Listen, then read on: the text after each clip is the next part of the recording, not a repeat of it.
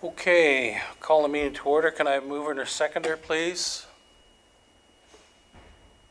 Councillor Ma and Councillor Ritchie, that the regular meeting of the Council Township of Springwater of September 16, 2020 come to order at 6:31 p.m. All those in favor? Carried. Due to COVID-19, Council is taking the necessary steps to limit in-person meetings. Members of Council will be participating in the meeting electronically. I am here at the Township with the clerk, physically distanced. The meeting is being live streamed. Residents are provided with options to watch or listen to the Council meeting. You can watch the meeting online at www.springwater.ca/live. You can listen to it on a phone at the number 647-558-0588 and use the ID 859-1253-8110 and the pound sign. This is available during the meeting. And for those unable to watch the live stream, you can review the meeting at your convenience by watching the video on the Township's YouTube channel found on the website.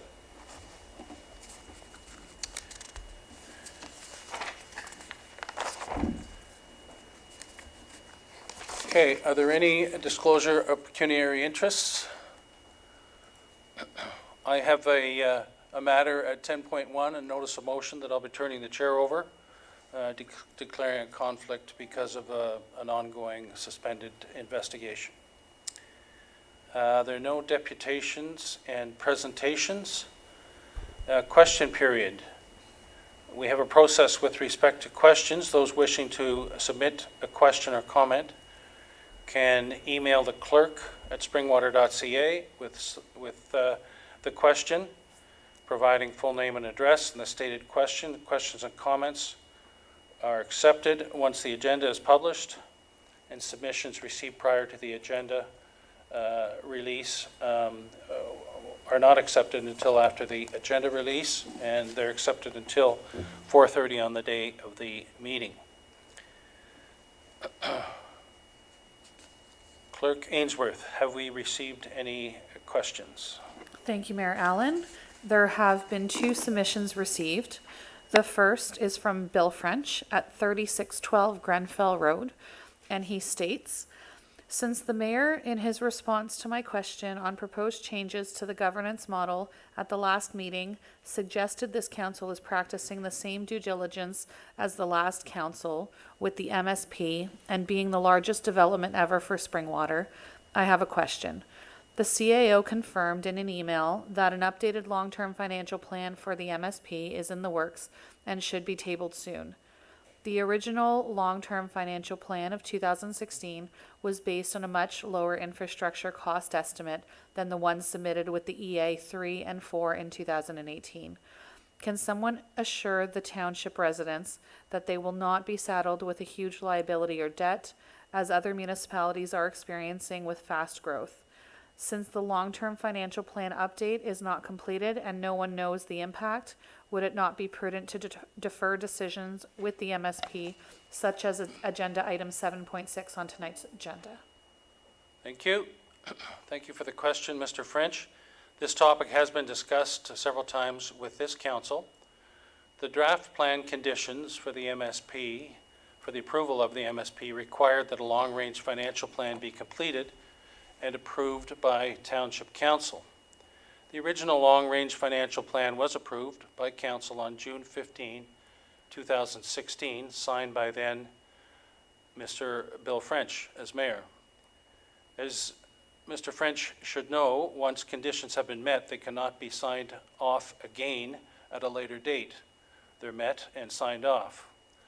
The developers are of the opinion that this condition has been satisfied, and should Council try to delay the current ongoing process with respect to the MSP due to this condition, it would likely be considered to be acting in bad faith and subject to challenge. The Township very much wants to get an updated long-range financial plan and is in the process of doing that with our consultants, Watson and Associates, and this will be brought forward for council's review and consideration in the near future. Next question, please.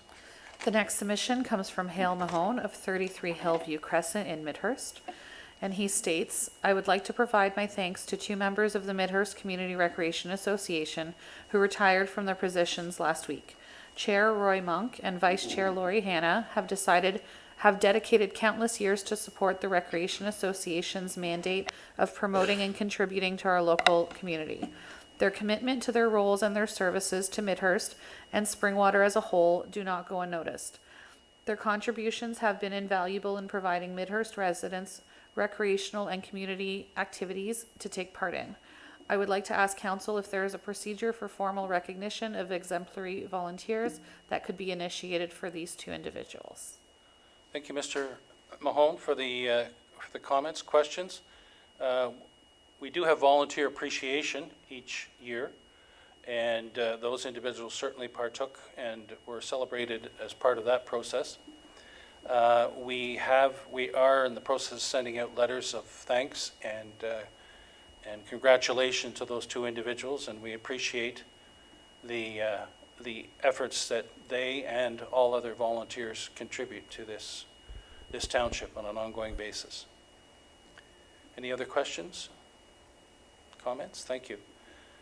Next, we have 5.1 minutes, adoption of minutes. Can I have a mover and a seconder to get these on the floor, please? Councillor Moore and Councillor Cabral. Now, they're minutes 1 through 6. Any comments with respect to any of these? Councillor Hanna?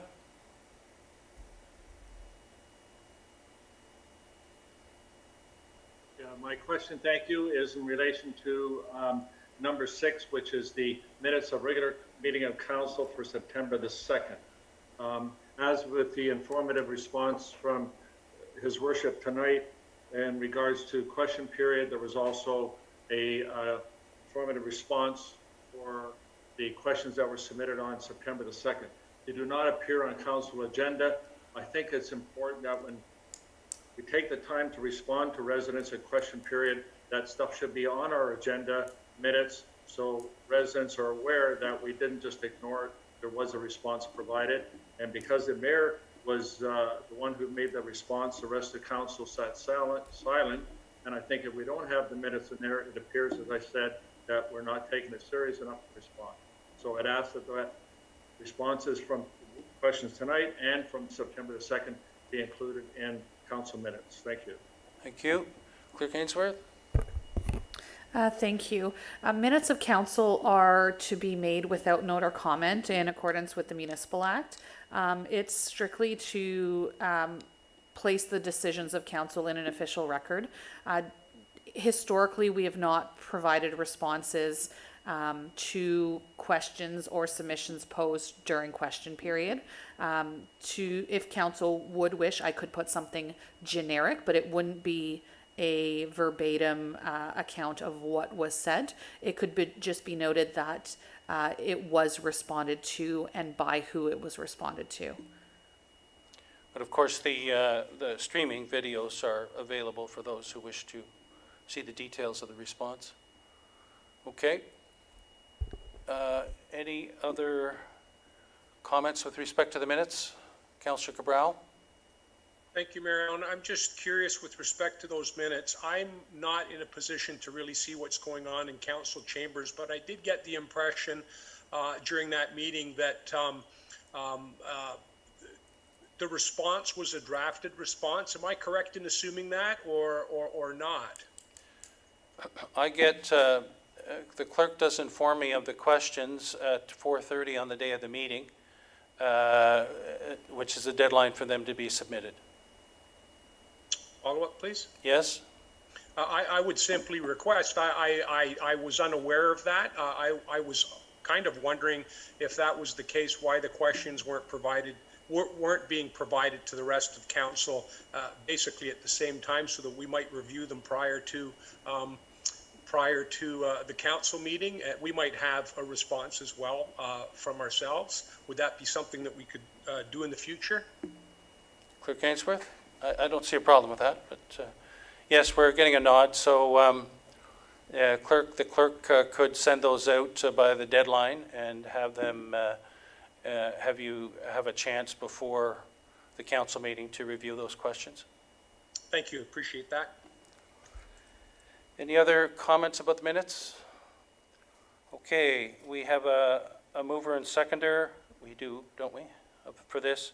That the minutes of the special meeting in council, August 24, special council public meeting, August 24, special meeting of council, September 2nd, special meeting of council, closed session, September 2nd, special meeting of council, September 2nd, and the regular meeting of council, September 2nd. All those in favor? That is carried.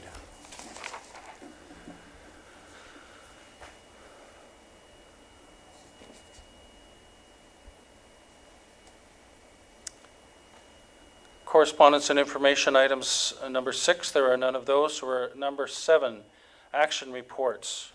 Can I move her and seconder to get these on the floor, please? Councillor Cabral and Deputy Mayor Coughlin. We have 7.2 through 7.9. Who would like to speak to or have some of these pulled? Councillor Hanna? Thank you. 7.2, please.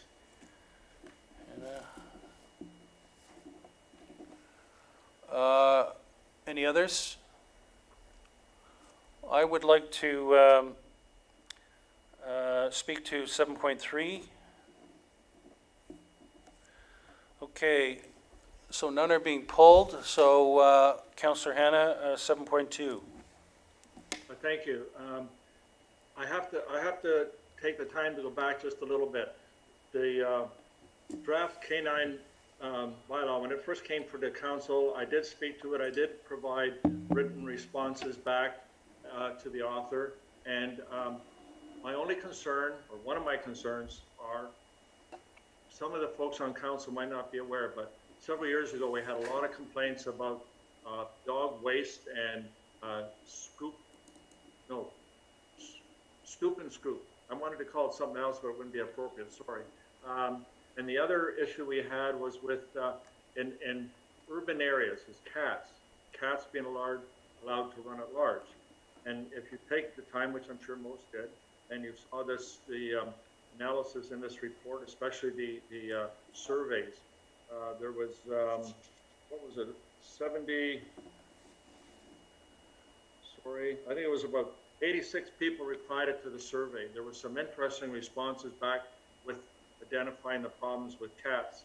And I'm not comfortable removing the legislation we have in our bylaw that addresses cat complaints.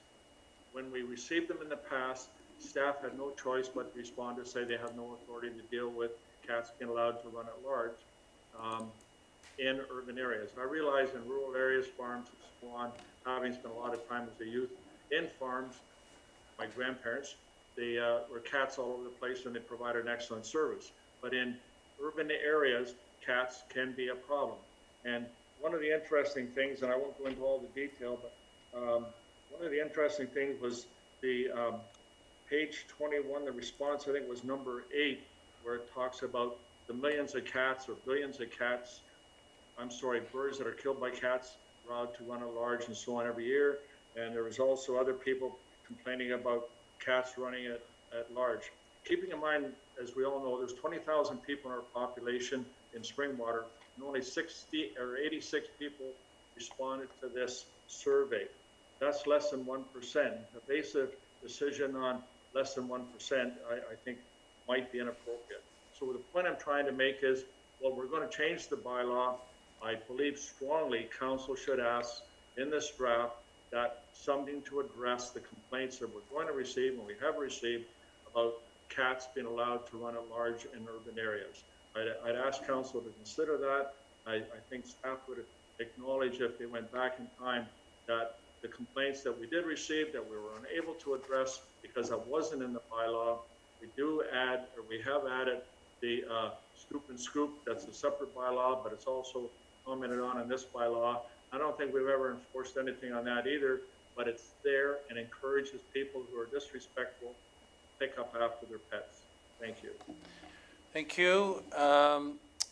Senior Municipal Law Enforcement Officer Brittany Kellington, can you comment on those points, please? Yes. Through you, Mayor, hopefully you guys can hear me, through you, Mayor, to Councillor Hannah. I would have to look back to see, it was right about the time that I was joining the team of Springwater that we looked into adding cats to our animal control bylaw. I do kind of vaguely recall, though, that it was for more of the impounding of cats. So a lot of cats were being sent to the OSPCA. That was our pound at the time. And the amount of money that we were spending on those individual cats being sent there, we were trying to recoup costs by licensing cats. I don't really recall it being more about the cats running at large, but I can definitely go back and look at to see what our call volume was for cats running at large. And you are correct, we do have a soup and scoop bylaw that is standalone, and we do deal with a lot of those enforcement issues, and we do look under that bylaw for the soup and scoop, but we do have it in our AMP control bylaw as well. Follow on? Thank you. The point I'm making is that if we don't have this in the bylaw and we receive complaints about neighbors who allow their cats to impose themselves on other people's property, the bylaw response will be we do not have any bylaw or we don't have any method in order to deal with these complaints. And I believe we owe it to the taxpayers of Springwater, especially in the urban areas where this does take place, to have that on our bylaw in order to be able to respond to complaints. If we don't see any complaints, that's great. But if we don't have it in there, for the sake of adding another couple lines to this draft bylaw, I think it would be an oversight on our part. Okay, I think we'll pull 7.2 because of the degree of discussion and deal with it separately after. We'll continue dealing with it, Councillor Hannah. We'll just pull it, okay? Thank you, sir. 7.3, donation collection bin regulations. I just wanted to comment, I believe there are 5 or 6 in Springwater. I was talking with the North Simcoe mayors on a call today and asked how much of a problem it is, and it is a problem there, but they don't have nearly as many as we have. So I'm wondering why we have so many, why we can't just have one in the north and one in the south. I was cleaning out something and took a whole bunch of clothes to Value Village, which isn't too far away in Barrie, and you can leave clothes there, and they distribute them, and of course take garbage to the garbage dumps. Certainly with COVID, we might not have gotten formal complaints, but certainly Facebook pages have shown pictures of the use of some of these drop-offs as a virtual garbage dump, not virtual, but actual garbage dumps for couches and other assorted garbage that wasn't able to be donated. So I would ask Ms. Sarah Elliott, who I believe is on the phone, whether we could reduce the numbers, what thoughts are with respect to that. And I would like to see whatever bylaw gives us the greatest ability to react quickly and get results when there is abuse of these locations to cause the donor, charitable organization, and the property owner to act quickly. So as a result, we'll pull 7.3 as well. And then maybe I could get to comment on that once we pull it. So we have a mover and seconder that the action reports item 7.2 to 7.9 be received and that the recommendations contained therein be approved as presented. 7.4, expiry of authority to waive penalties and interest for property taxes and water and wastewater. 7.5, road naming, Carson Development Phase 1A mix. 7.6, mixed sales center authorization. 7.7, 2020-002, Kazimi. 7.8, road naming, Stone Manor Woods Subdivision Phase 4. 7.9, final completion, Elmville Meadows Phase 2, Stage 3, Patchell Court, with the exception of 7.2 and 7.3 No, 3. All those in favor? That's carried. So we'll go back to 7.2, and Councillor Hannah, do you want to make an amendment to, we'll have a mover and seconder, you're the mover, I presume, is there a seconder to your amendment to the motion pertaining to this? Mayor Allen, it would be a seconder to the main motion to get it on the table, as it hadn't been put on the table as of yet. This item hadn't been put on the table? No, it hadn't been officially pulled when the discussion first commenced. Okay. All right, we need a seconder to get it on the table, please. Councillor Ritchie. So I'm just going to that particular motion with respect to it. 7.2. And the motion pertaining to that, I'll just read it, that the report from the committee coordinator, that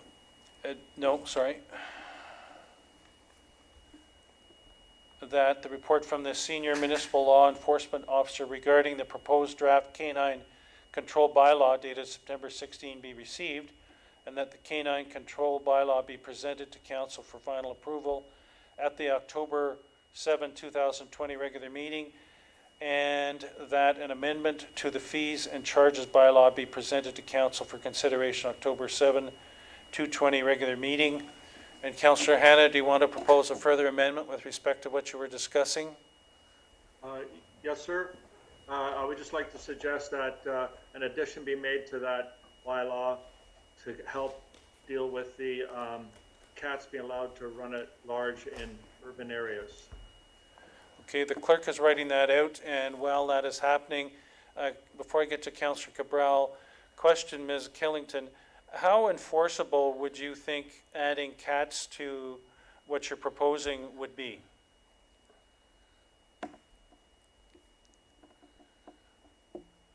To you, Mayor Allen,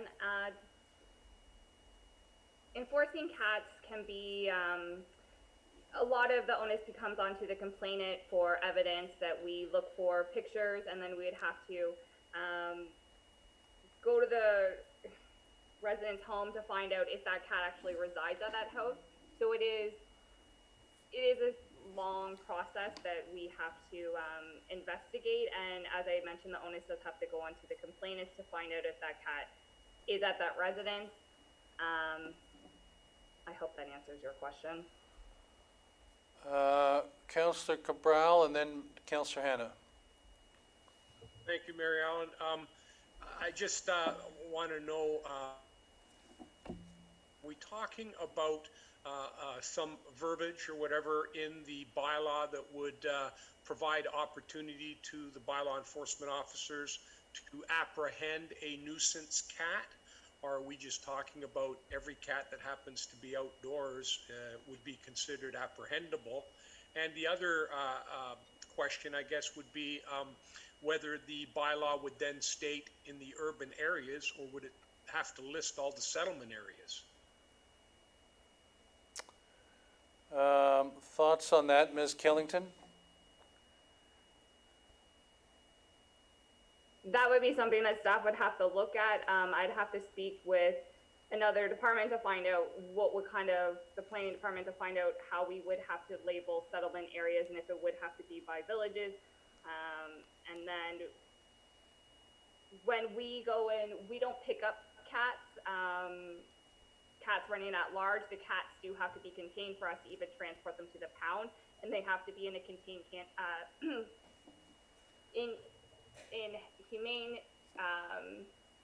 in a cat carrier or a box for us to even pick it up, for a staff member to pick it up for safety reasons. So that would be something that we'd have to look at though as well. Councillor Hannah?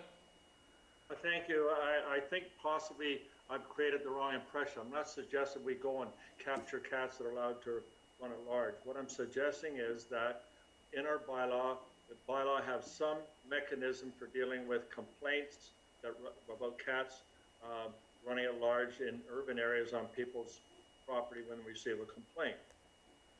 A simple door knock to ask somebody, if you have a cat, are you letting it run at large, would you please contain it? It gives the bylaw an opportunity to do something. We have the stoop and scoop bylaw. I'm not suggesting that we go and we cover the defecation on the lawn and do a DNA sample on that and charge people. It's just a case of somebody sees somebody not picking up after their dog and they say they live at house number X, bylaw can go knock on the door and say in future, will you pick up after your pet? That's what that bylaw does. It's there for a purpose. The same as I'm just suggesting something in there to give bylaw the authority to deal with taxpayers' complaints. If we don't have it in there, we're going to do what we've done in the past and say, sorry, there's nothing we can do about it. And I don't want to put our staff and council in a position where taxpayers think we're not there to look after them. Okay, Clerk Ainsworth has a comment? Thank you. Through you to Councillor Hannah. For clarification, the stoop and scoop bylaw has set fines attached to contraventions of the bylaw. Are you suggesting that there be a set fine set for cats at large for those who are in contravention of the bylaw, or just regulations to state that residents shall not let their felines run at large? Councillor Hannah? So, thank you. My response to that is that, like any other bylaw that's enforceable, there has to be a penalty. Bylaw goes and knocks on Mr. X's door or Mrs. X's door, and they say, fine, well, not aware that it was disturbing other people. Or if they say, hit the road, and it happens several times, maybe at that point, our bylaw can use the discretion to then lay a charge if that's their choice to do so, and call the complainant as a witness. That's what we do in many other cases, and it's just a common sense approach. And I know our bylaw uses that in the past, and they work on simple complaints. All I'm suggesting is if we don't have something and we get complaints, that we're just going to be appearing that we're ignoring them. If that's what the rest of the council or staff chooses to do, that's fine, but I think it's important that I at least try to inform those on council that weren't around when these complaints were happening in the past. Yes, there was deals to do with the cost of cats being left in the pound and us paying, I think it was $12,000. We paid one December. That's been dealt with, but allowing cats to run at large and taking that out of the bylaw, I believe is a mistake, and we're going to regret it possibly in the future. Now's the time to deal with it. Okay, Clerk Ainsworth has comment, then I'll go to Councillor Cabral. Thank you. Ms. Kellington, do you have the statistics on complaints received for felines at large? Are you able to provide that for council?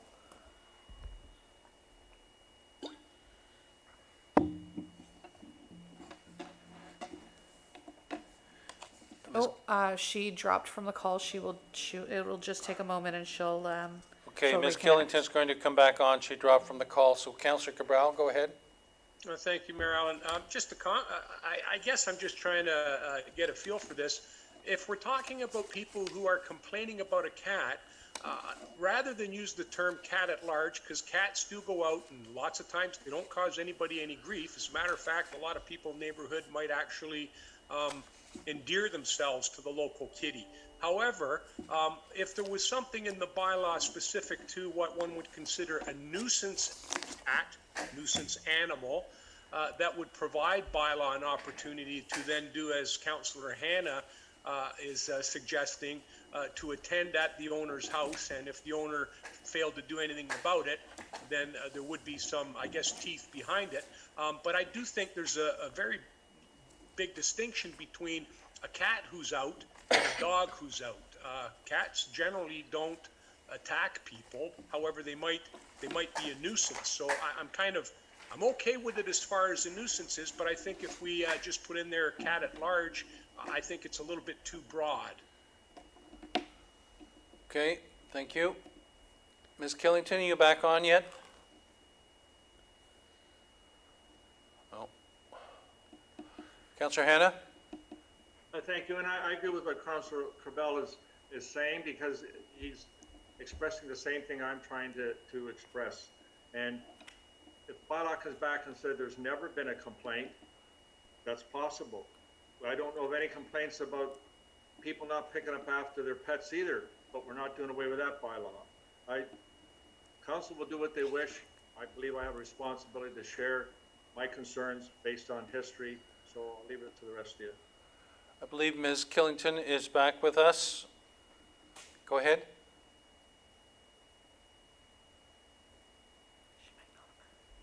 Oh, she's on the phone. Ms. Kellington, you might not have heard what happened before you dropped, but I was asking if you were able to provide council with statistics regarding how many complaints we receive regarding cats at large or nuisance cats. Mayor Allen to the clerk, yes, we'll have to look into, I'll have to get back to you on that, as I do not have the statistics in front of me, so I will have to do some digging to find out what our complaints have been of cats running at large within the municipality. So refer this back. Clerk Ainsworth?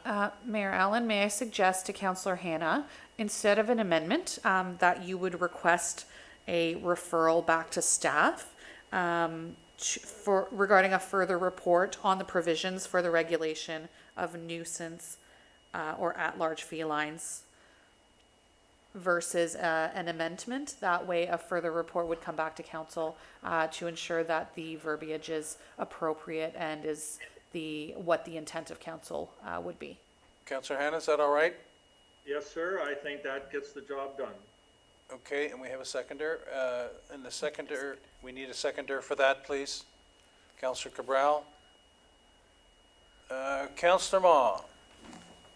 Thank you, Mayor Allen. When Ms. Kellington is doing her statistics on the cat, can she also provide how many, I guess, fines we have laid on the scoop portion of that? Maybe we need more signs. I walk my dog every day, and there's lots of the dog waste. So I'd be curious how many fines we have laid in the last year or two, if that can come back when this comes back. Yes, we can take that into consideration. Thank you. Deputy Mayor Coughlin, did you have a question? Thank you, Mayor Allen, and through you to Municipal Officer Kellington. Is there the joint service we have with the city or with animal enforcement? Also, is there an avenue existing for residents to have, I don't know whether it's SPCA or anyone else, or is that only, would that not cover the nuisance cat bylaw? Ms. Killington? Through you, Mayor, to Deputy Mayor Coughlin. Currently, the OSPCA does not deal, you would have to surrender a cat, you'd have to contain it and go to the OSPCA, and I believe you'd have to surrender it. I'm not too sure if there would be a cost involved with that. I know that Furry Friend, we have actually used that agency before when we've had stray cats that we've taken to the pound, have gone through our bylaw process for 3 days, and then nobody's claimed the cat, and we've actually adopted it out to Furry Friend. There's also the humane societies that residents can go and surrender cats to that way. So there are different agencies that do allow those to happen, but they don't come and they won't pick them up. And then I guess my follow-up question to that would be then, as our municipality moves forward with chickens and other types of domesticated quote-unquote pets, would it be feasible or would it be palatable for our council just to have some wording in a bylaw if the direction for this is so that we can not capture the animals but encourage residents to control and contain their animals, if it was to just say domesticated pets or whatever it is, so that as we move forward, if it's a goat or any animal, I mean, I can see that there's a nuisance with cats, but I can also see someone's chicken bothering someone else. So if we're looking for just something in a bylaw to enable our officers to enforce, I don't know what we would be enforcing, but just a comment on that as well. Any comment on that, Ms. Killington? Through you, Mayor Allen, to Deputy Mayor Coughlin, that is something that we can look into, and I can include that into the report when I bring it back forward. Okay, Clerk Ainsworth, can you read the amended amendment, please? It would read that the motion now before council be referred to staff for a further report regarding provisions for the regulation of nuisance or at-large felines with established set fines. Okay. No further discussion, questions? All those in favor? That is carried. Moving on to the collection bins. Ms., yes, we need a mover. I'll move, well, the motion as, no, there's an amendment that's going to be made. Mayor Allen, from the chair, you shouldn't be moving motions. It would have Yes. to be members of council. Yes. Okay, so a question with respect to this. Ms. Elliott, you're on the phone? Yes, I'm here, Mayor Allen, members of council, if you can hear me.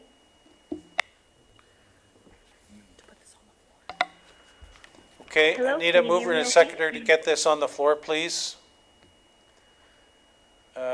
Councillor Ritchie and Councillor Moore. So my question is, we have 5 of these that we know about in Springwater. How do they arise, and do we need to have 5 in your opinion? Yes, so we are aware of 5 bins, and 2 of those bins, we are not aware of who is operating those bins. But my understanding that is because we've had no issues with them. And not to say we've had issues with the other operators, but we've had issues with the bins. And my understanding as well is that that they have been responsive and work well with the township. So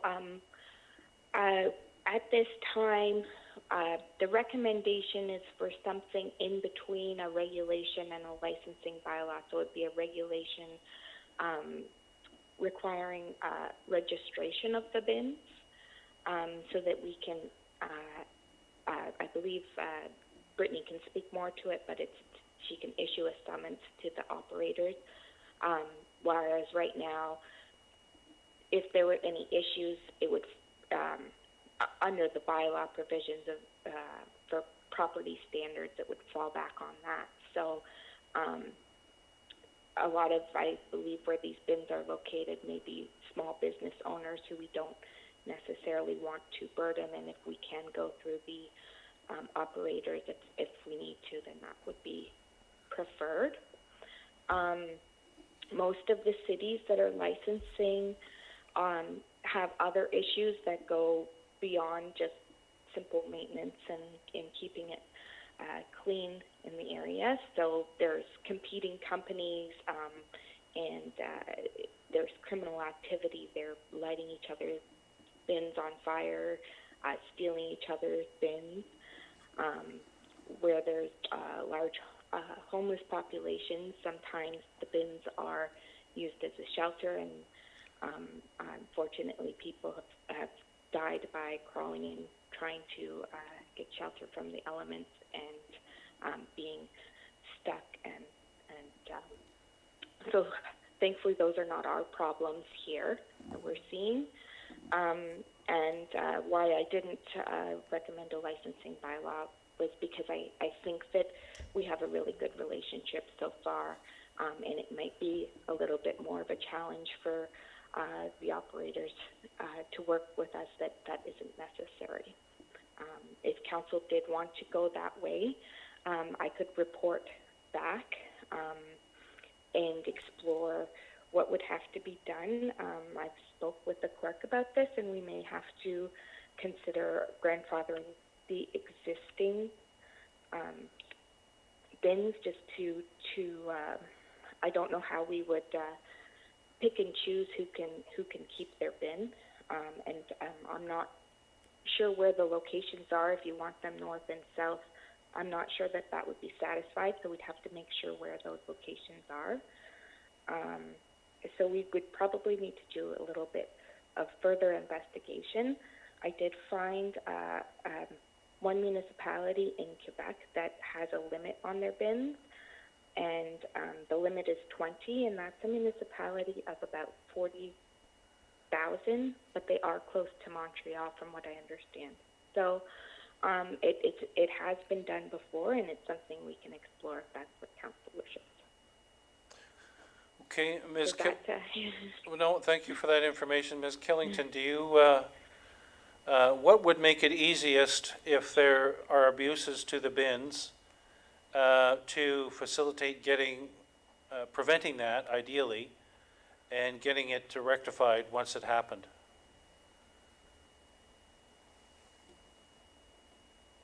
To you, Mayor Allen, as Sarah mentioned, that we do have a good rapport with a lot of the bin organizers currently right now. So we do try to work with them and get the area cleaned up as soon as possible.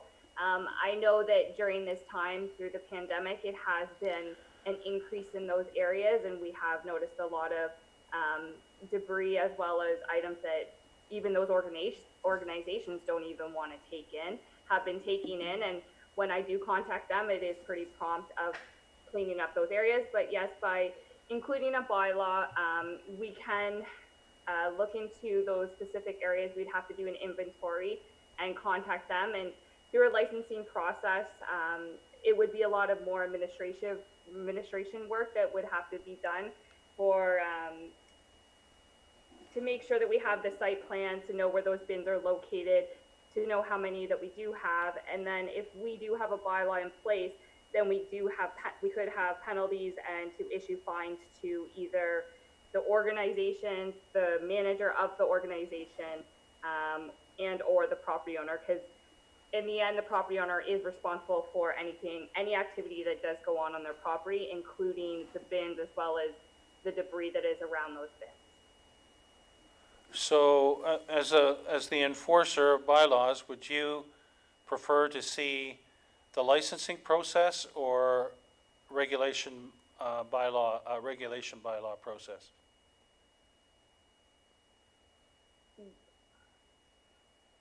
To you, Mayor Allen, we could look at a regulation bylaw to see how that would go. As I mentioned before, we do have a good rapport with the organizations that are currently within the Township of Springwater.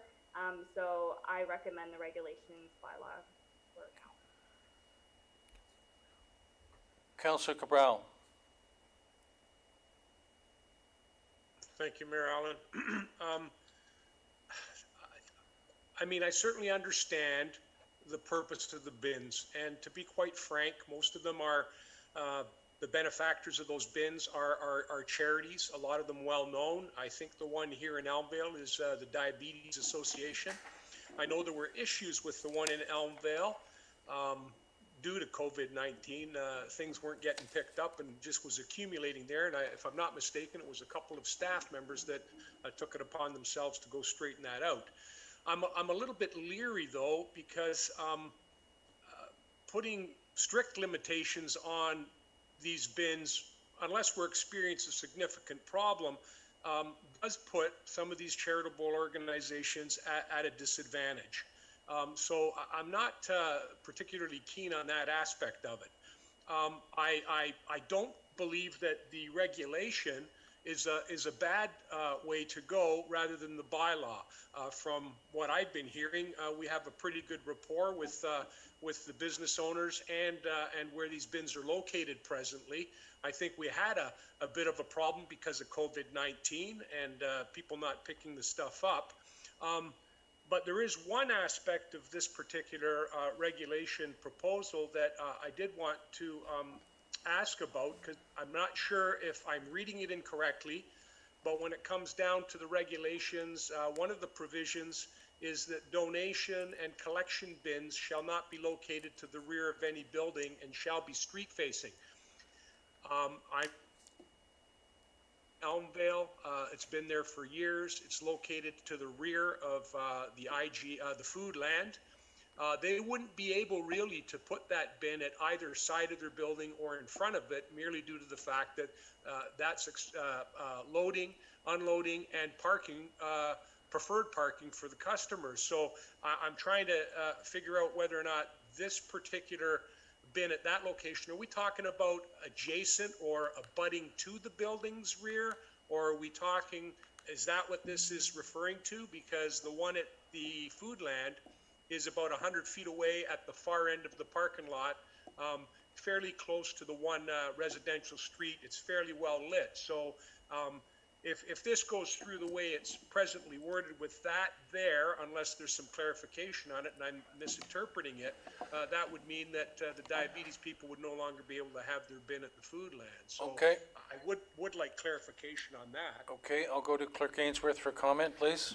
Thank you, through you to Councillor Cabral. That location is fairly unique because it's street front mostly on all sides. That would be taken into consideration. It is a well-lit area. It is street facing.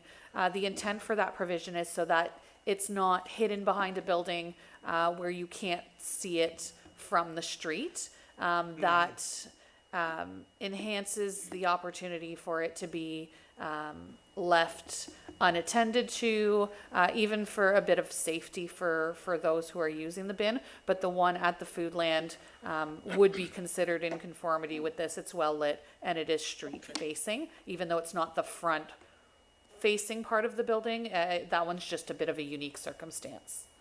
Okay, thank you. Okay, so what I think I'm hearing then from council is that they're satisfied through the mover and seconder with the motion as it's worded, based on the report that has been provided, coming back to council with the bylaw on October 7th. Is that correct? Okay, so we have a mover and seconder that report from the Senior Municipal Law Enforcement Officer regarding the proposed draft K-9. Oh, sorry. 7.3, Mayor Allen, and there's Councillor Oh, sorry. Ritchie has moved it, and Councillor Moore has seconded it. It's the same, yeah, okay. That the report from the Committee Coordinator Administrative Assistant regarding the donation collection bin regulation draft bylaw dated September 16, 2020 be received, and that the donation collection bin regulation bylaw be presented for consideration at October 7, 2020 regular meeting of council. All those in favor? That is carried. Next, we move on to information reports, 8.1. Can I have a mover and seconder to get this on the floor, please? Councillor Ma and Councillor Moore. Any questions or comments with respect to 1 through 6? Councillor Moore?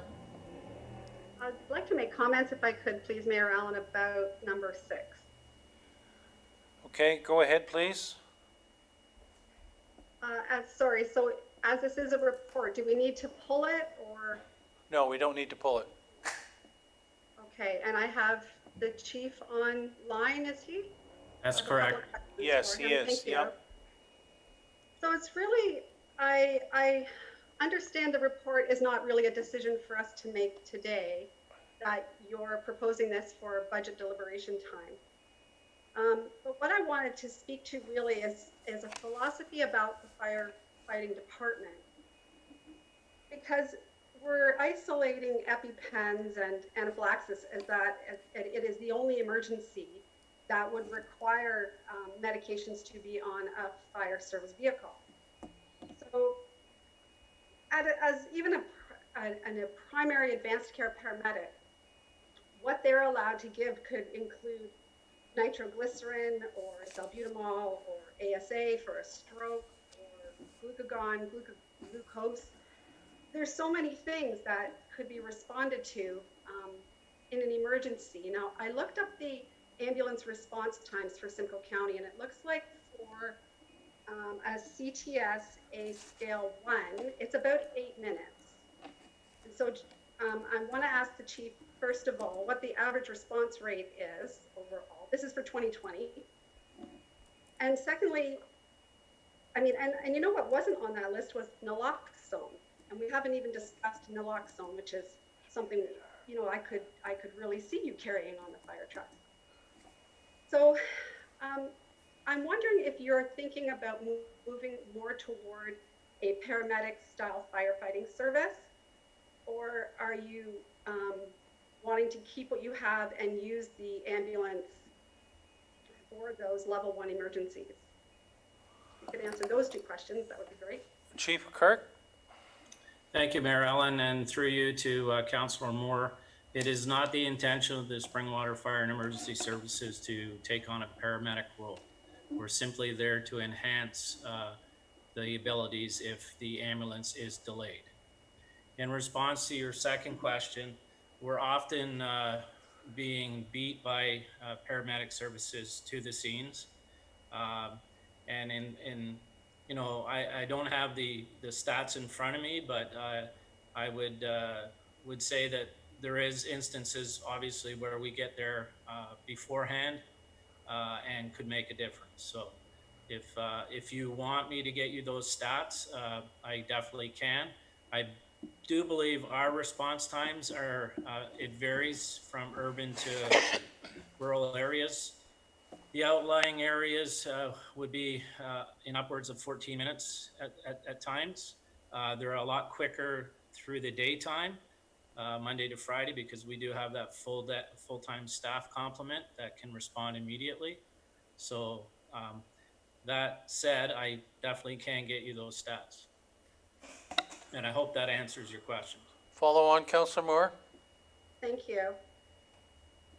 So when I look at the proposal for $45,000 for training for EpiPens only, I'm wondering why then we aren't looking at incorporating more medications into that training, naloxone especially. If we're going to be there and if we're going to support our firefighters in this endeavor to have those emergency medications on hand, then we should be expanding what knowledge base they have, should they be interested. Or we decide not to venture into that profession. Like I say, what makes anaphylaxis any less life-threatening than a heart attack or a stroke or a hypoglycemic episode? So I just wanted to put that out there. I understand why the EpiPens can't be outside, so epinephrine has to be kept at room temperature. So keeping it in the safe stations doesn't work.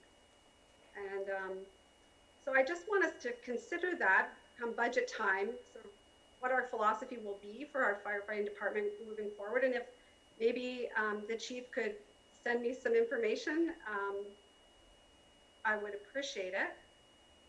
Okay, thank you. Chief, any further comment?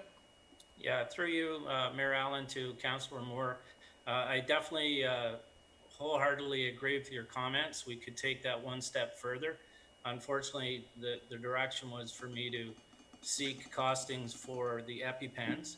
I do, however, from past experience carrying naloxone on the fire trucks, we have had numerous instances where we've had drug overdoses within the township, where our only defense to that is to do rescue breathing. We have no ability to deliver naloxone, nor do we have the ability to deliver glucagon in the case of diabetic emergencies. So that said, a very good point. And yeah, I would definitely support looking at other avenues. Chief Kirk, you say you can't deliver either of those. Is that just subject to training, or is there some legislation, regulation preventing the potential of that? Through you, Mayor Allen, we're regulated under the Health Professionals Act. So for emergency service to be able to deliver any medications, we have to fall under the license of a base hospital doctor. So in the report, I make note that we would fall under the base hospital's doctor, which is Dr. Feldman. We would seek that training through paramedic services, and then we would get the go ahead to be able to deliver such services as we're talking about. Councillor Cabral? Thank you, Mayor Allen. I remember when this came forth as a result of a delegation made to council. I must say I hadn't given much thought to. I did think about the naloxone, but the other one that Councillor Moore has alluded to certainly opens up the opportunity to maybe look at, if we're going to do it, to do it where we can actually accommodate, if it's feasible, some others. I realize that it's a fairly substantial amount, but I also recognize that the training was going to be completed without cost. The costs here are associated with the actual firefighters' time in the training. And the other aspect of this is that it's all at the beginning where they all have to be done. So I would think that it would be somewhat reduced as time went on, and there was a few firefighters coming on each year that they would certainly need the training, but certainly wouldn't be to the tune that we're looking at here. So when it comes to the firefighters, I think training is something that is recognizable in providing them. And I think too that with respect, when we were talking about anaphylactic shock, that was what kind of presented itself as an opportunity to possibly make a significant difference down the road if our firefighters were on scene and someone was in distress, to be able to do that. Certainly naloxone and any other medication that might be able to be administered would. I did have a question for Chief Kirk.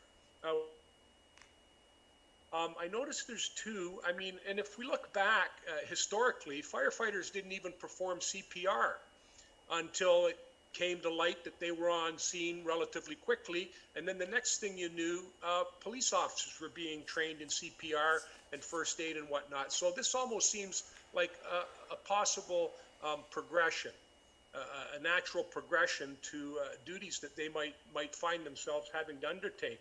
But when I was looking at the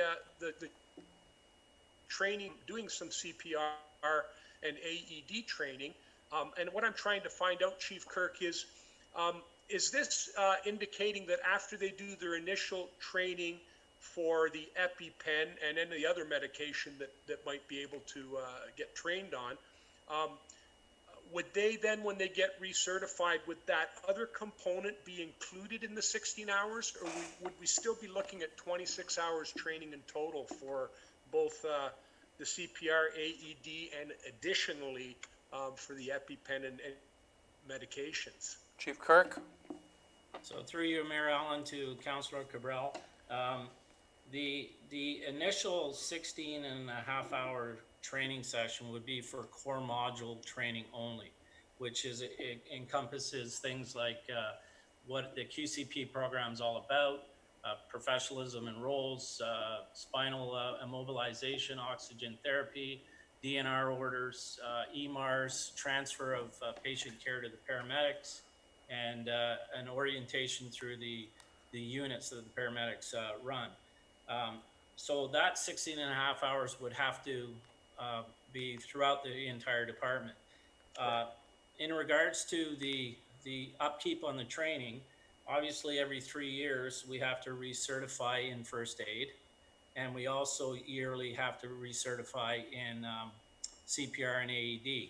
So with that, if you take the costs that we are associated with that sort of training, if you base it on 100 firefighters, we're probably saving in the neighborhoods of about $6,000 for that core training, being CPR, AED, and the research. So in regards to the QCP program being cheaper in that regard. There is, however, annual recertification that has to be done to the tune of 5 hours. And in speaking with the program administrator, we could encompass our annual research for CPR and AED at the same time, totaling the 10 hours. So again, there's a savings there. So does that answer your question? Yes. Okay, back to Councillor Moore. Thank you, Mayor Allen.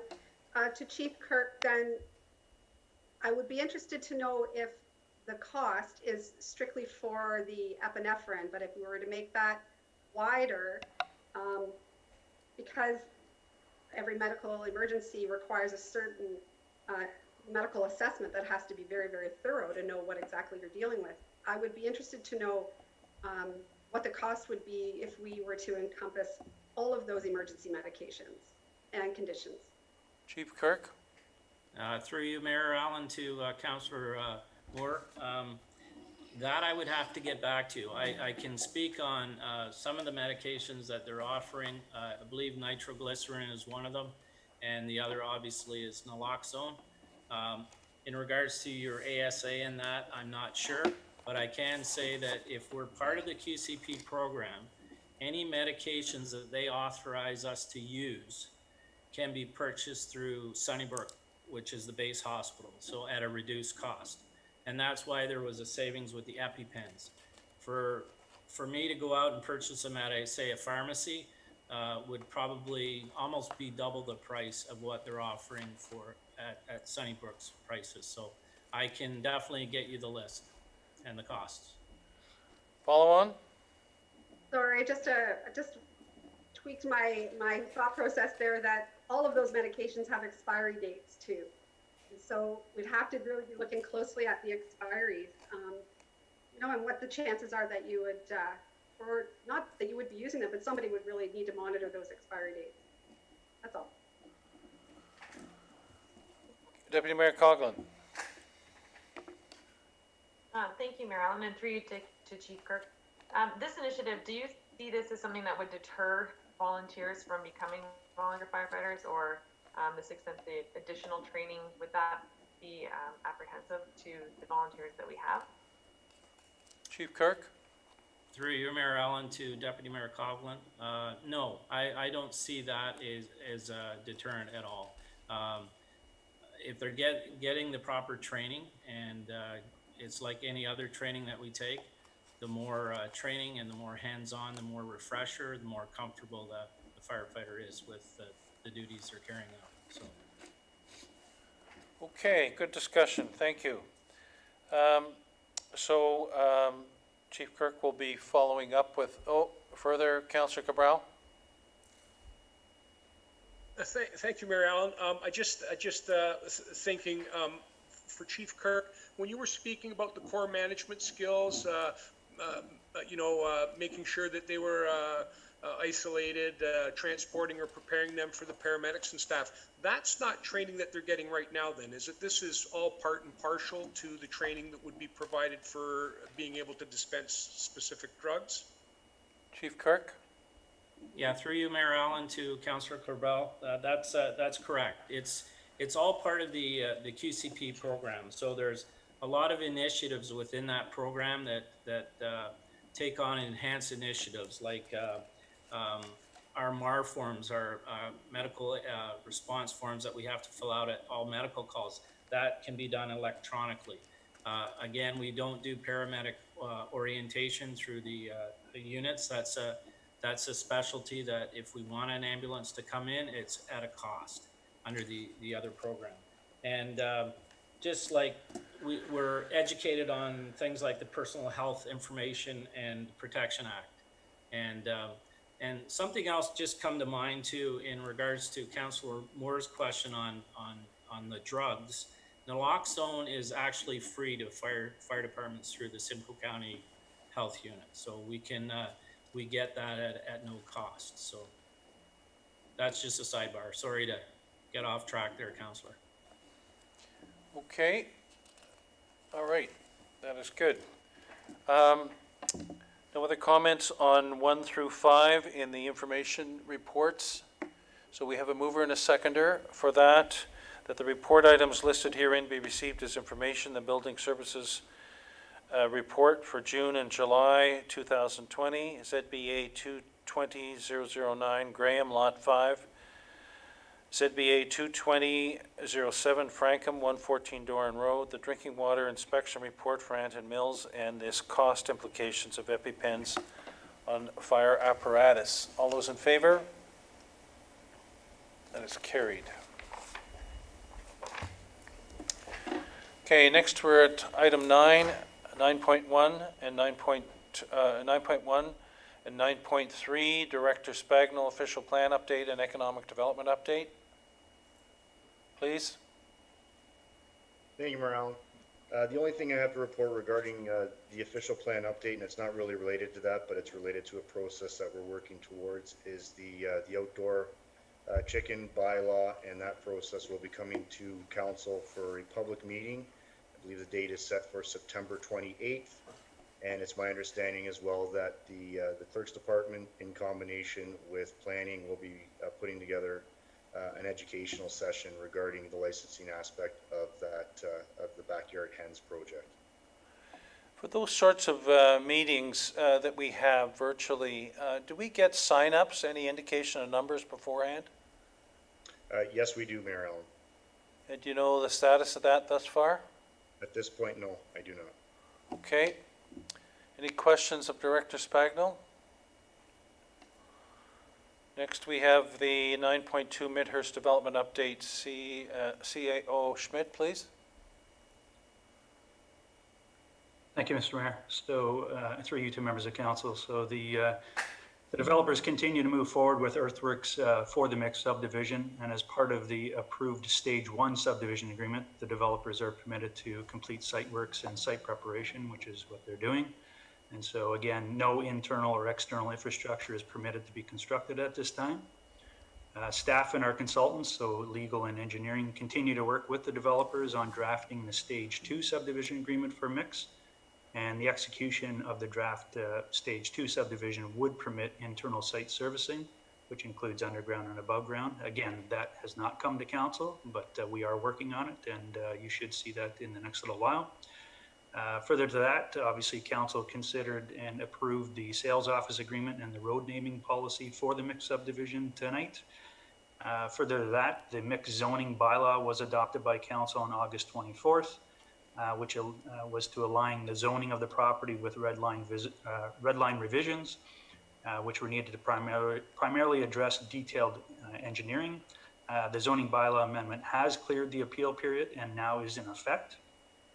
Further to that, the Ministry of the Environment, so the MECP conditions as it relates to the Class EA, which is the external works, the developer has recently submitted a letter to the township or to our consultants indicating as to how they feel they have satisfied all of these conditions. So we continue to work through that letter with our consultants, and we'll hopefully have something in the next little while to council and to the MECP.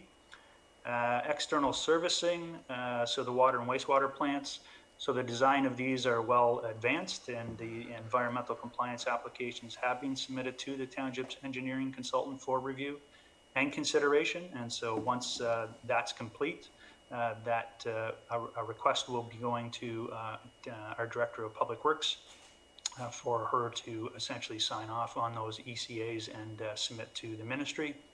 And then finally, the recruitment for the development engineering coordinator position is underway, and the posting is scheduled to close on September 25th. So I'll leave it at that, and if members have any questions, I'd be happy to answer them. Any questions or comments, CAO Schmidt, on this? Okay, I noticed in the agenda there's not a COVID update, but maybe CAO Schmidt, you could just give us a brief rundown for COVID update. Thank you, Mr. Mayor.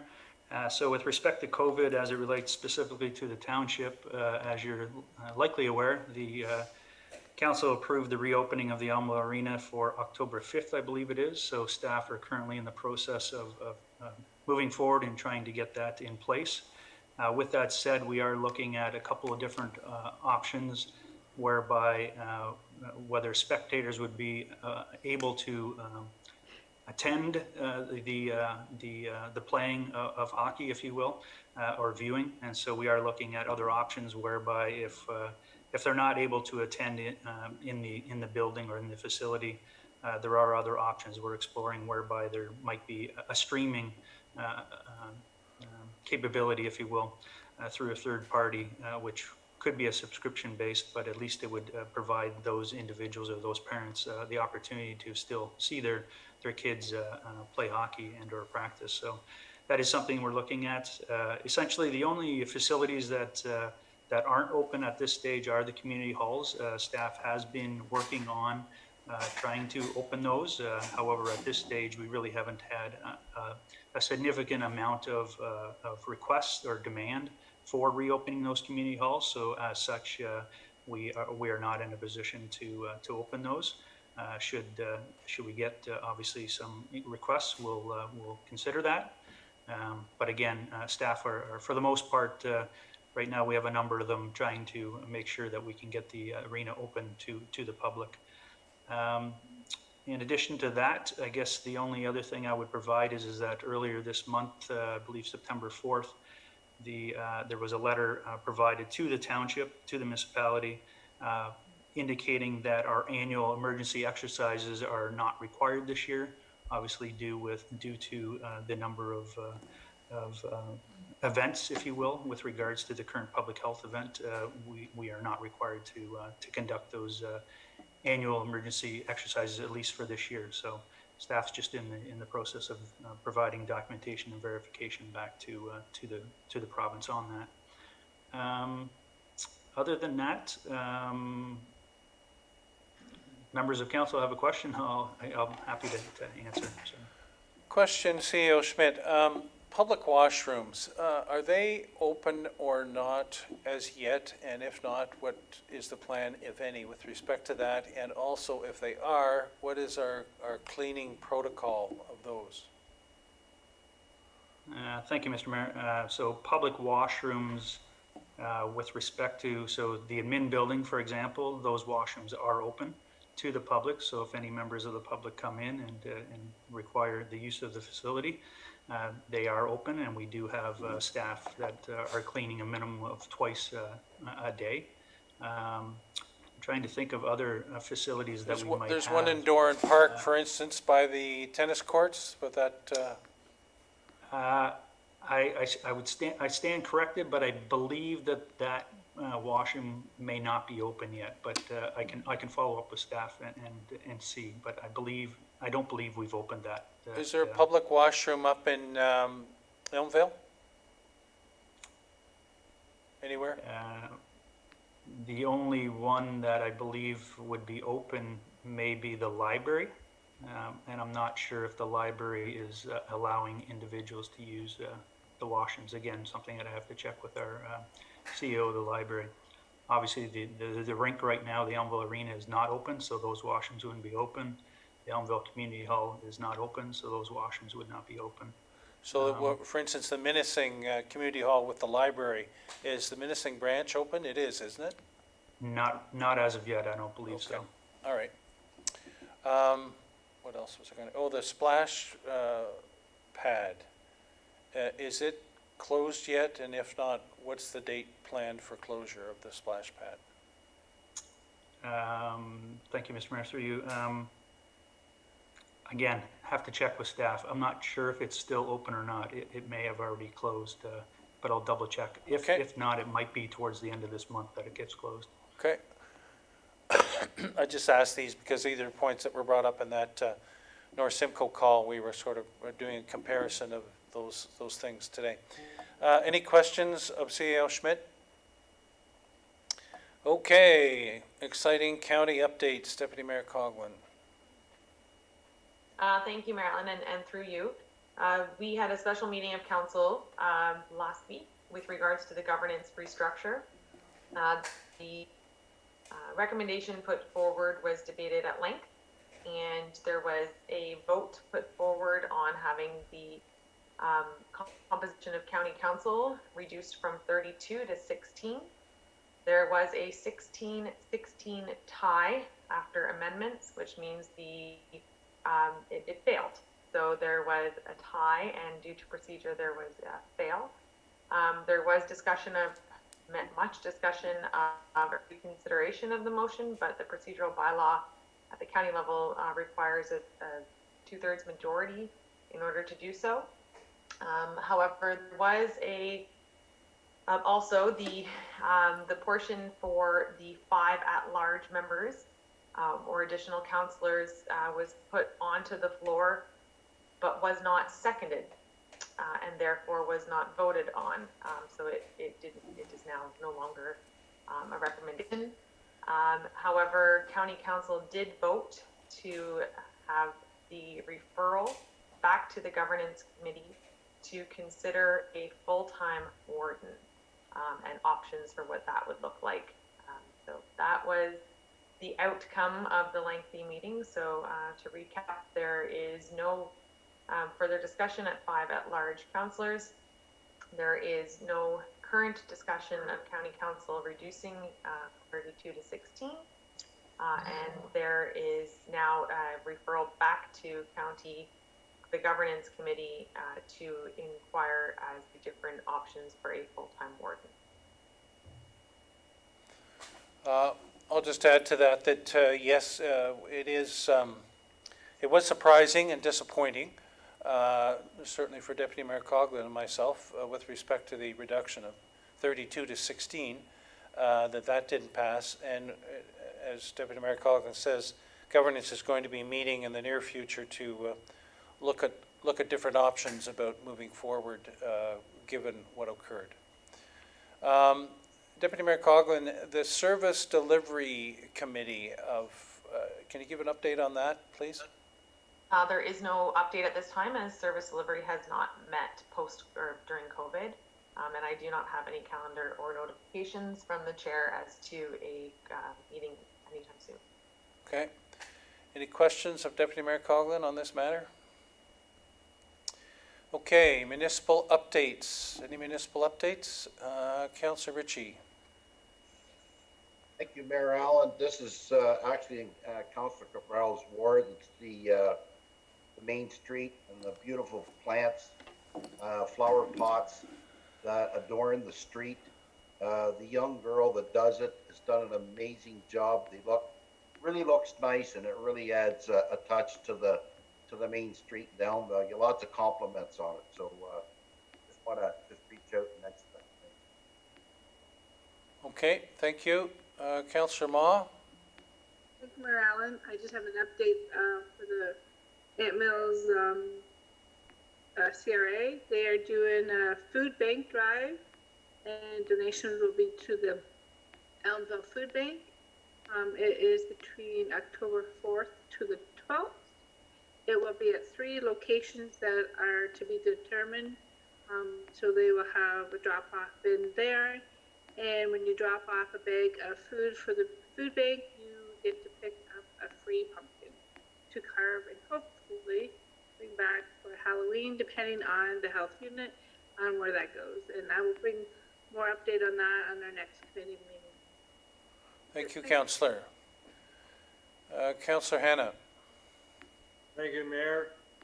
The Midhurst Community Recreation Association is encouraging all Midhurst residents to take part in the annual Midhurst Scarecrow Contest by building a scarecrow on their front lawns and sending pictures to midhurstscarecrowcontest@gmail.com. Entries will be posted online, and residents can vote for their favorite starting September 26th. The event is being hosted in lieu of the annual Midhurst Autumn Fest Fall Fair, and is free to enter. For more details, please visit email midhurstscarecrowcontest@gmail.com. And further to the question period that was put forward by Bill Mahone, I think it's important that we recognize the loss of volunteers with more than 20 years of service to Springwater and the Midhurst area. I think council needs to be aware, and staff, if there's any disincentives that are causing volunteers to leave service, we maybe want to try to address that, because I understand there may be additional requirements. Okay, thank you. I have a sorry thing to report, and that is Stanley, the speed radar board, got seriously defaced with white paint while it was posted on Floss Road 4. So we continue to have speeding problems and, of course, problems with dirt bikes on roads. But the Stanley Speed Radar Board was, as I say, smeared with white paint. We do not have a camera on it, so we couldn't track who did this, but it costs taxpayers money. We're trying to control speeding in the township, and this is one way of doing it, and so to get it fixed and back on is going to cost taxpayers money. So anybody who sees any evidence of this sort of activity, please report it to the municipality. Okay, any other municipal updates? Deputy Mayor Coughlin. Thank you, Mayor Allen, and through you, question, is Brianna Dean on the meeting tonight? I don't think so. Clerk Ainsworth? No. Okay, sorry, I wasn't sure who to direct this to. I do know there has been some ongoing work between staff and members of the Elmville Floss Agricultural Society, and I wasn't sure if there was an update that could be provided as a community initiative to council this evening. I didn't catch that. No, I don't believe so. Clerk Ainsworth, can you? No? No, we're not sure about that, so we'll have to follow up on that. Okay. Okay, moving on to 10, notices of motion 10.1, and I turn the chair over to Deputy Mayor Coughlin. Thank you, Mayor Allen, and the notice of motion that was put forward moved by Councillor Hannah, and a seconder for the notice of motion. Councillor Ritchie to second. Yep. Thank you. Perfect, thank you. And Councillor Hannah, did you want to speak to that first? I'd be pleased to read it if you like. My motion reads, Re-Outstanding Code of Conduct Report dated October the 24th, 2019 from Principles of Integrity. On November the 6th, 2019, Principles of Integrity appeared before Council and advised that their investigation of the impaired and dangerous driving complaints against Mayor Allen had been suspended pending conclusion of the criminal proceedings before the court. Given the above and the recent news reports alleging that Mayor Allen had negotiated a plea agreement in court on July the 31st, 2020, by pleading guilty to careless driving under the Highway Traffic Act. As a result, the Crown Attorney withdrew the charges of impaired and dangerous driving. My recommendation is that Council authorize the clerk to contact Principles of Integrity and request their outstanding report be provided to Council. Thank you, Councillor Hannah. And Clerk Ainsworth, as this was in the media, has staff initiated contact with the Integrity Commissioner? Thank you, through you to council. I have contacted the Integrity Commissioner, Principals Integrity, to ask regarding a timeline on when the report may be seen in front of council. The response was that it will be provided in due course in the near future. What council has to keep in mind is that the Integrity Commissioner is an independent body and an independent from council and is at arm's length. So council cannot dictate when it would come to council. The Integrity Commissioner would go through all of the steps that they need to finalize the process and the investigation, and then would provide their report to council when it is available. Thank you, Clerk Sainleth. And on top of that, would staff then require any additional direction from council in order to satisfy the notice of motion put forth by Councillor Hannah? Thank you, through you. No additional direction would be needed at this time. Thank you. And Councillor Cabral. Thank you, Deputy Mayor Coughlin. I just, based on what I just heard, the recommendation basically asks the clerk to be authorized to contact Principals Integrity to request the report be provided to council, and it almost sounds to me like that may have taken place. Yes, Thank you, Councillor Cabral, and that is correct. Clerk Shopper, you've changed your name too many times. Clerk Ainsworth has already been in contact. So the notice of motion put forward by Councillor Hannah, there is no further direction. So Councillor Hannah, are you wanting to withdraw that, or are you still wanting to have council decide on that? Yes, Councillor Hannah.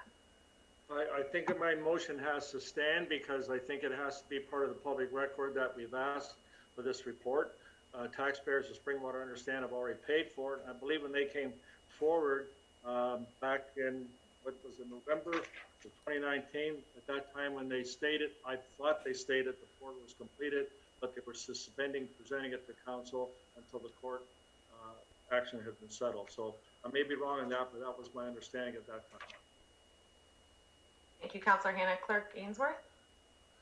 Thank you, through you to Councillor Hannah. I'm unsure if at the time their report was completed. I know that it was suspended in accordance with the Municipal Act, but as far as its completion, I am uncertain of that fact. Okay. So we do have a motion on the table in front of us, and I guess the only other question I would have through you, or sorry, I guess through me to Clerk Ainsworth is then, if council does vote on this, you just mentioned that we need to remain at arm's length, and considering that the Integrity Commissioner has already been contacted and that this would be proceeding, is there any, I want to say, acting in bad faith or any implication to this council in your opinion, should we vote on this? I understand it's simply asking for a date, but I just would like to make it clear that our council is not in any way trying to interfere with an ongoing or open investigation. Thank you. In regards to that, as you mentioned, it is just stating that they're authorizing the clerk to request the report be provided to council. The Integrity Commissioner isn't required to provide a fulsome response to that. They have provided the response that it will be provided in due course and in the near future. So there really is nothing else that council, anything further would be considered potentially trying to interfere or intercede with the investigation. But I believe that this is not to that fact. Okay. As mentioned earlier to Councillor Hannah, the opportunity to withdraw still stands, but this motion has been moved and seconded, and it is before this council. Yes, Councillor Hannah? Well, thank you. I guess I'm looking for direction then, whether this needs to be, my motion needs to stand or not. If the clerk has already got an answer for us, maybe it's not necessary, but I will depend or rely on the direction from the clerk on whether to withdraw this or not. Maybe the rest of the council might want to speak to that as well. Thank you, Councillor Hannah. And so direct that to Clerk Ainsworth to reiterate the necessity to have this moved, as the information being sought through this notice of motion has already been established. Thank you. Through you to Councillor Hannah. I won't provide my opinion on whether this should be withdrawn or not. That would be your decision wholly.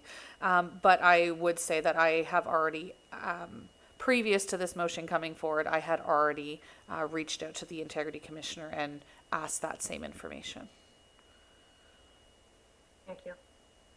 Councillor Cabral, I think I saw you had your hand up, and then after Councillor Cabral will be Councillor Ritchie. Thank you, Deputy Mayor Conklin. I guess my question would be is if the motion is withdrawn, it still ends up being on the record because it's already part of this particular agenda.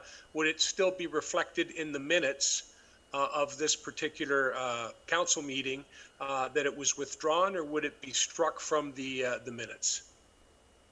Good question. Thank you. Clerk Ainsworth? Thank you. Through you to Councillor Cabral. The motion would be laid out in the minutes. It just, as the note, instead of saying carried or lost, it would say withdrawn by the mover. Thank you, Clerk Ainsworth. And Councillor Ritchie? Thank you. I'm a little confused here. Like, why are we withdrawing this? Like, I mean, is the report done and can we see it? Let's just start there. Councillor Ritchie, the notice of motion that is before us is to direct staff, i.e. Clerk Ainsworth, to reach out to our Integrity Commissioner to inform them of the media release stating that the investigation has been complete and that therefore the suspension of the investigation could continue. That has already been done. So this is not requesting the report, as this council has no jurisdiction over the Integrity Commissioner. We are simply, the intent of this was to provide notification to the Integrity Commissioner of the court date or the court hearing, court's decision, and that has already been done. Councillor Hanna? Oh, sorry. Councillor Hanna, if I could have Councillor Ritchie with his follow-up prior to. Thank you. Councillor Ritchie? Did they give us a timeline as to when they're gonna have the report done? Clerk Ainsworth did respond to that earlier. Can Ainsworth speak to that, please? Yes, I can ask her to repeat what she had said earlier. Clerk Ainsworth? Thank you, through you to Councillor Ritchie. The response from the Integrity Commissioner was that a report to Council will be provided in due course in the near future. There was not a set date established. Pretty vague there, folks. Yeah. Thank you, Councillor Ritchie. Councillor Hanna? Thank you. Based on that, I think what the action the clerk has taken on behalf of my motion, I'm satisfied to withdraw it if that's comfortable with the rest of the council. And with no requests to speak, Council, we will consider the motion withdrawn. Thank you, Councillor Hanna. And at this point, I will turn the chair back over to Mayor Allen. Thank you, Deputy Mayor Coughlin.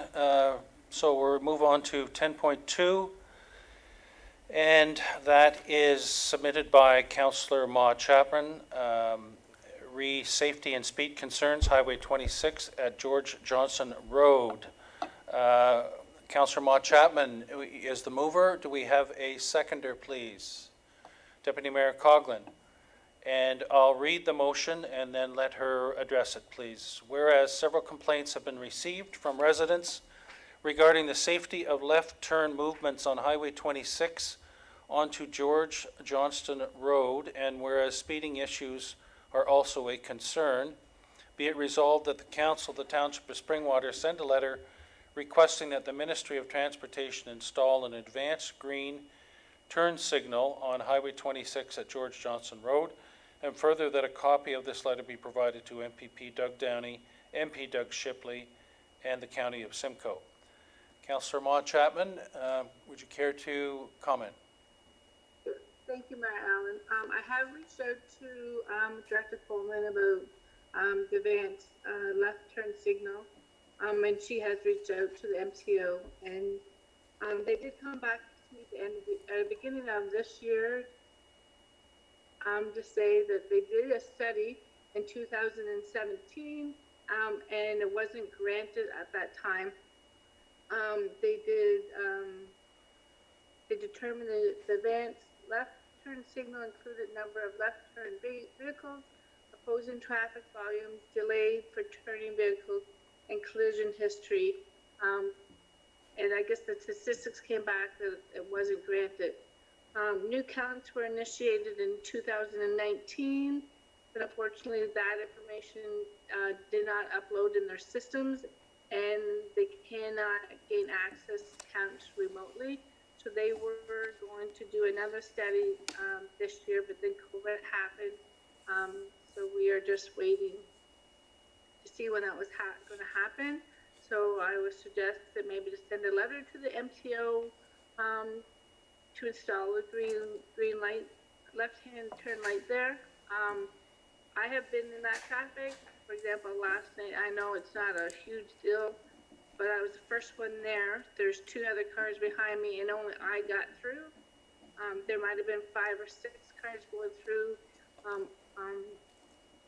the south end 26, but I know in the summer months when the tourist traffic, it's really hard to turn onto George Johnson, and lots of my residents have requested right from get-go that maybe we can or the county can place a left-hand turn signal. So I'm hoping that the council will vote that we send a letter to the MTO to see where this goes. Thank you. Thank you, Councillor Mott Chapman. Any questions or comments with respect to this? Okay, seeing none, all those in favor? That is carried. Thank you, Councillor Mott Chapman. Any other notices of motion? Okay, then items for future consideration. Any items for future consideration? Moving on to item 12.1, can I have a mover and a seconder for the bylaws listed herein? Deputy Mayor Coughlin, Councillor Moore, that the bylaws listed herein be signed and sealed by the Mayor and Clerk to 20-67 Engineer Professional Consulting Services Agreement, Ainley and Associates, and 2068 Road Names Bylaw, Vespra Valley Estates Phase 3. All those in favor? That is carried. Mover and seconder for the bylaw to confirm and adopt proceedings, please. Councillor Cabral, Councillor Ma. The bylaw 220069 to confirm and adopt the proceedings of council at the regular meeting held on September 16, 2020, listed herein, be signed and sealed by the Mayor and Clerk. All those in favor? That is carried. And mover and seconder to adjourn, please. Councillor Moore and Councillor Mott Chapman, that the regular meeting of the Township of Springwater does now adjourn at 8:08 p.m. to meet again at regular meeting on October 7, 2:20, 6:30 p.m. Council Chambers, Admin Centre, Minising. All those in favor? Carried. Thank you. Stay well, and thank you for tuning in.